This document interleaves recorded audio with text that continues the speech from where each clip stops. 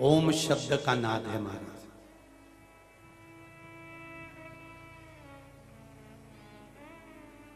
एक बात का स्मरण रहिएगा आपके भीतर,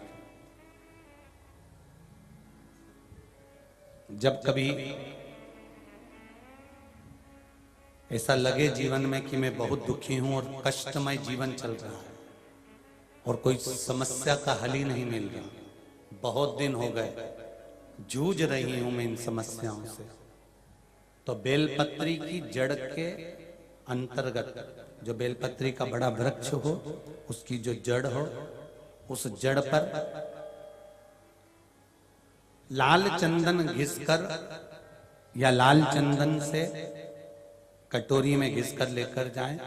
शिवजी पर लाल चंदन से पूजन करने के बाद में उसी चंदन को लेकर आकर बेलपत्री की जड़ के अंतर्गत ओम अक्षर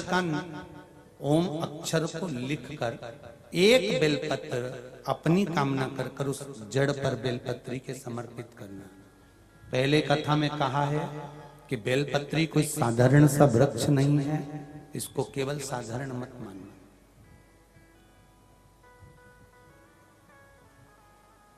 ये कोई सादा सा वृक्ष नहीं है। बेलपत्री की जड़ में ओम शब्द लिखकर, अक्षर लिखकर उस पर एक बेलपत्र समर्पित कर कर शिव जी से अपनी कामना कर कर जो प्रदोष के दिन,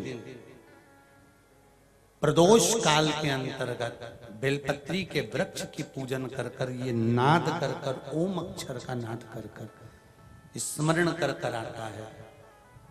ज्यादा से ज्यादा कहेंगे तो 4 दिन 5 दिन में या 6 दिन में मेरा देव अधिदेव महादेव जो समस्या और टेंशन जिंदगी में चल रहा होता है उससे थोड़ा बहुत तो निजात मेरा देव अधिदेव महादेव उसी समय करना प्रारंभ कर देता है।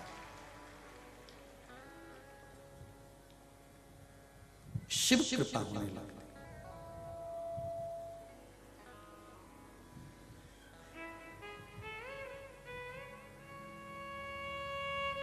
पर चंदन लगा होना चाहिए शिवलिंग पर। पहले शिवलिंग पे चंदन लगाना है, उसके बाद लेकर जाना। कौन से दिन? जम के बोलो जरा। प्रदोष के समय, प्रदोष काल। लग रहा है कि जूझ रहे हैं हमारे जीवन में, बहुत बहुत टेंशन, बहुत समस्या।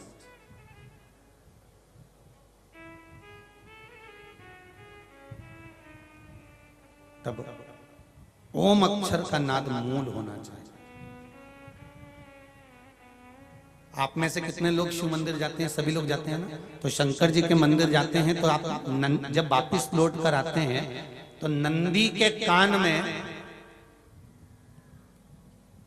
जब हम नंदी से कुछ कहते हैं, आप लोग जब वापिस लौट कर आते होंगे तो नंदी से कहकर आते होंगे ना कुछ ना। तो जब हम नंदी से कुछ कहकर आते हैं, आपने देखा होगा कई लोग नंदी के कान में कुछ कहते हैं, फिर नंदी का जो सींग होता है उस सींग के बीच में से शिवलिंग का दर्शन करते हैं।